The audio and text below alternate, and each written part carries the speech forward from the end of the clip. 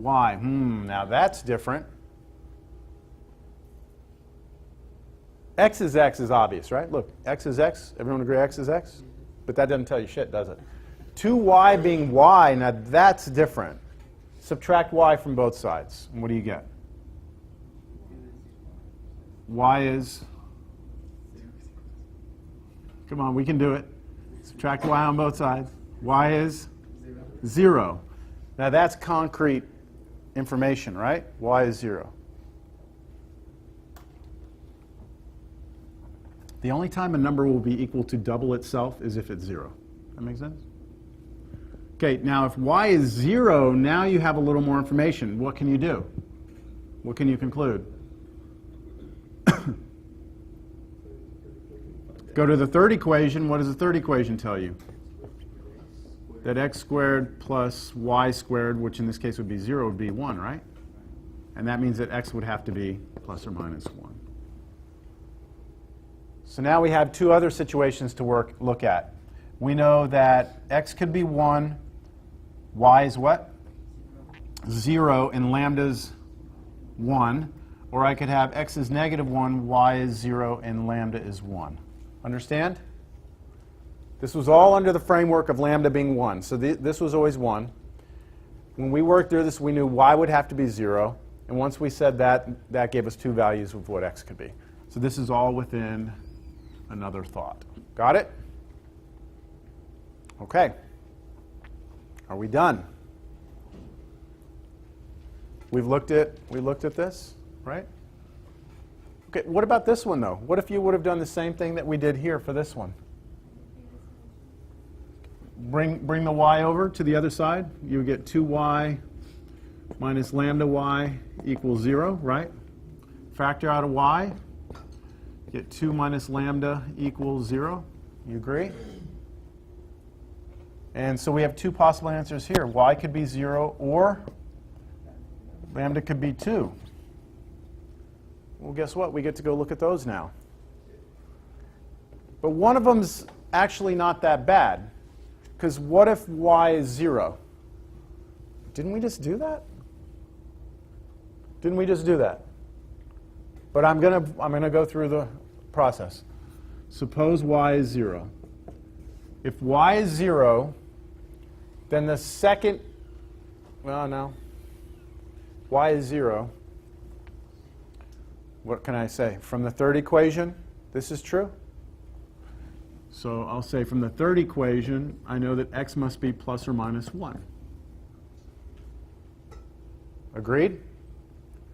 So I have this right now. I have y is 0. X could be 1. X could be negative 1. Do you see I'm repeating myself? I've actually done this work. But is our lambda going to be any different? If x is 1 and y is 0, what's lambda? Try it out over here. X is 1, y is 0. How about this? X is 1. What do you get? Lambda is 1, right?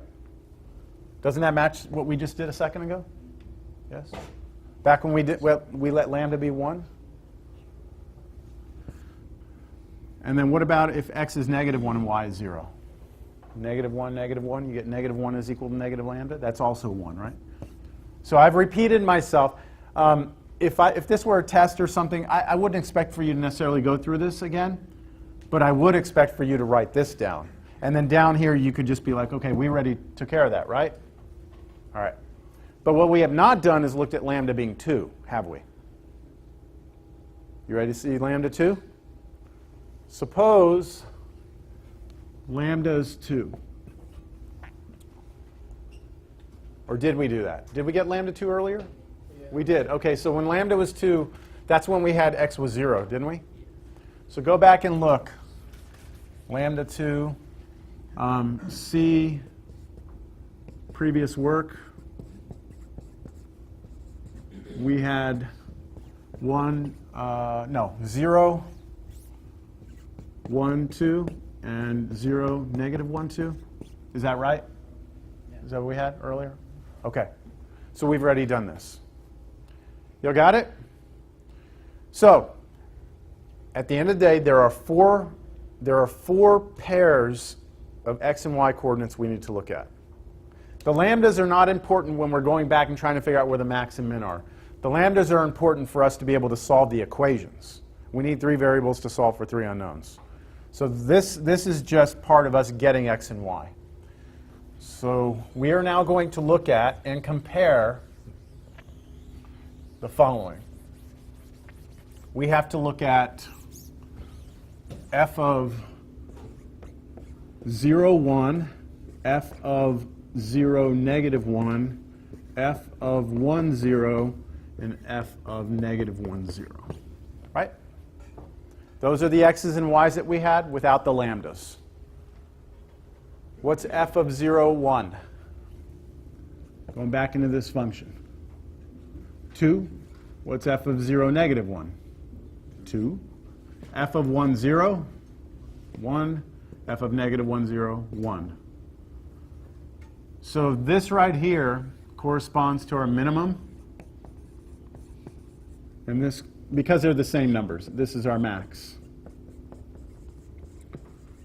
So what is the maximum value of this function if we constrain ourselves to that circle? What's the biggest value it ever attains? 2. And it happens at 2 different x and y values, right? If x is 0, y is 1. Yes? And then the smallest it'll ever be would be 1. Does that make sense? Okay.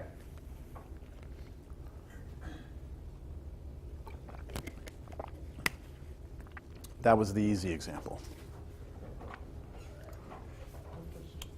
This one's still easy. So look at this one.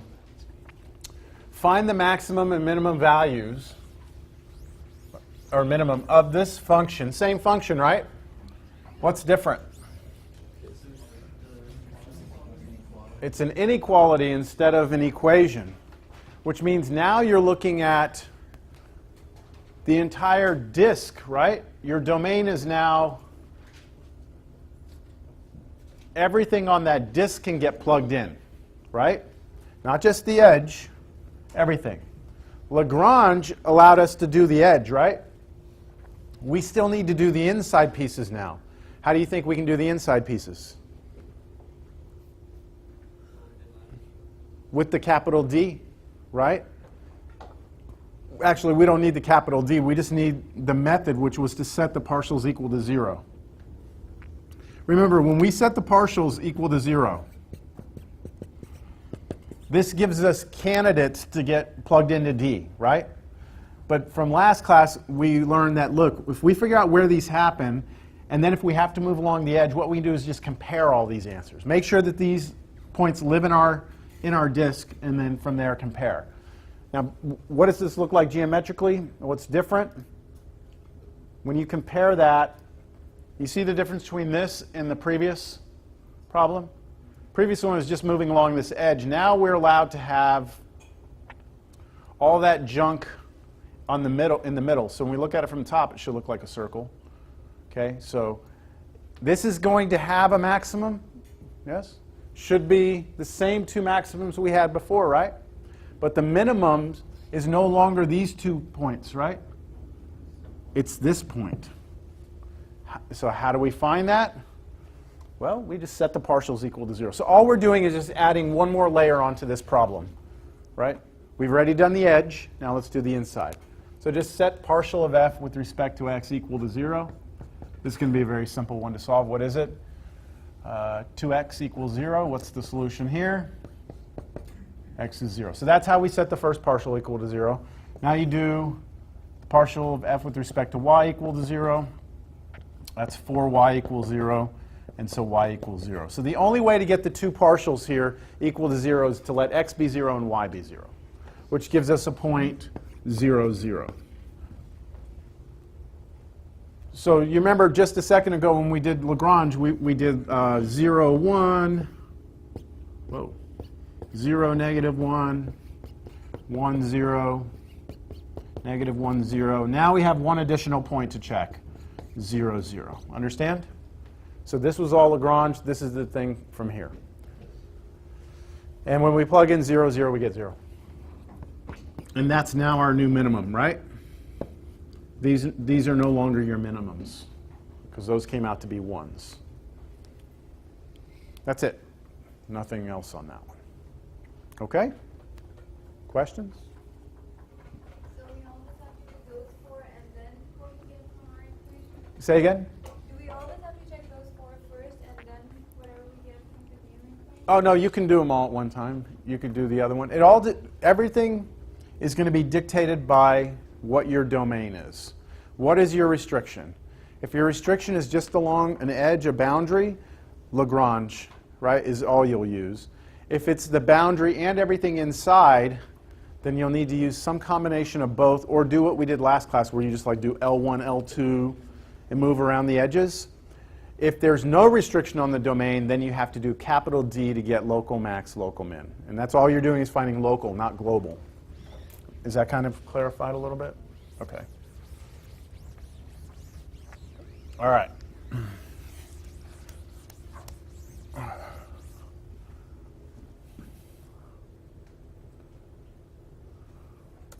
We're going to do this one. We'll look at it in a minute. All right. Again, please pay attention to organizing our thoughts properly, taking the different scenarios.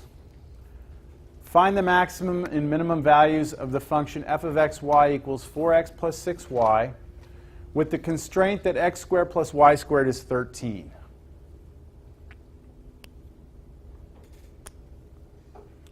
I will have how many equations that I need to satisfy here? 3 equations. The first one is partial of f with respect to x must equal lambda partial of g with respect to x. The next equation, partial of f with respect to y must equal lambda times partial of g with respect to y. The third equation is the constraint, x squared plus y squared must equal 13. And keep in mind that what I circled in blue there, that's g, right? Aren't we plugging in just points on a circle again, just on the edge? And we're plugging those into this function. Anyone know what this function draws? It's a plane. That's right. It's a plane. That's the same as saying like z equals 4x plus 6y. Everything's linear. All the variables are linear. You should draw a plane. All right, well, here we go. First equation, partial of f with respect to x. Oh, that's clean, right? 4 equals lambda times partial of g with respect to x. So partial of this with respect to x is 2x times lambda. So can I write 2 lambda x? All right. What's the next one? Give me the next equation, someone. 6 equals 2 lambda y. Okay, good. And then the last one, there's nothing to do.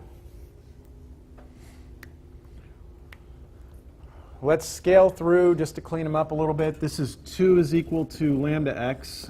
This is 3 equals lambda y. And I'd say those are probably the cleanest versions of the equations I have, right?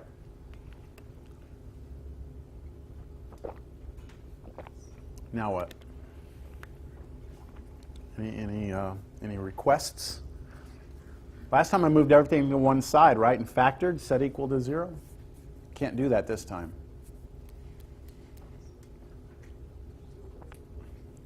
Any ideas? Somehow set them equal to each other? Okay. How? Substitute? Yeah. How? You want to solve one of them for lambda and then maybe plug that into the other one? Or you could solve them both for lambda, couldn't you? And set them equal to each other? Yes, right? Everything is, you're free to do algebra at this point. You just have to be careful. So let's solve for lambda, okay? Let me solve for lambda. And let's do equation 1. And I'm going to do my work right here. I'm going to take equation 1, and it implies that 2 over x equals lambda, right? But I just did something. What did I do? Divided by x. So I need a little disclaimer in here. I need to let everyone know that the only way that that's happening is if x isn't 0, right? So before I start this, I'm going to say, suppose x is not 0. What do you think that means we're going to need to do when we're done here? Go back and say, well, what if x is 0, right? And if you forget to do that, then you're missing part of the problem, all right? I can only divide both sides of that by x if I assume x is not 0. Understand? Suppose x is not 0, then lambda's that. Then what? I can go to the second equation. I can go to the second equation, and I can replace my lambda with what? 2 over x. So I get from my second equation that 3 equals 2 over x times y. You with me? Solve this. What do you get here? How are you going to solve this? What are you going to do? I don't know what you're going to do. You can divide by 2, yeah? Common denominator? Okay. Why don't we, are you trying to get rid of this x over here? Like, make it cleaner, like get rid of it? Or I was thinking about moving the 3 to the other side and then getting 3x over x, putting it together as one fraction, and then the bottom can't be 0, solve the top for 0. I see what you're saying. Get a yes, we can do a common denominator right now. Here's something I would suggest. I could clear this fraction out by multiplying both sides by x, right? Now the danger in that is that what if x was 0, right? X isn't 0. So I can clear fractions, multiply both sides by x right now, which is probably what I would do here. What I'm creating is a relationship between x and y. Why am I creating a relationship between x and y? What am I going to do with this relationship? If I know somehow x and y are related, like for example, I know that x is equal to 2/3 y, then what can I do from that? I can go to my third equation now. I can replace x with 2/3 y, and now I've got one equation that has just y's in it, don't I? So let me do that. The third equation now becomes what? This is x, right? So it becomes 2/3 y, that's x squared, plus y squared equals 13. Don't forget to square the fraction here. So this is 4/9, continuing here, 4/9 y squared plus y squared must equal 13. And then go ahead and continue on. How many ninths y squareds do we have now? 13/9. 13/9 y squared equals 13.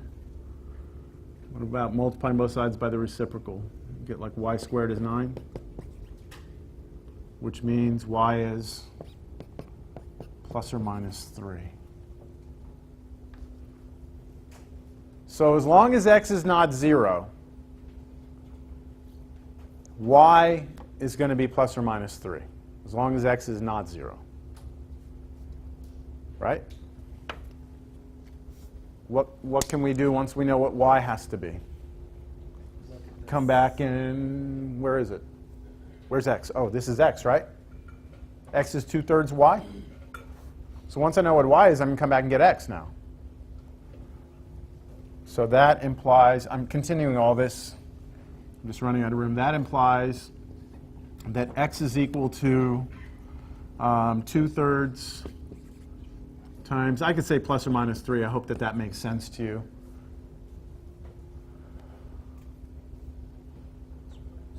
So plus or minus 2.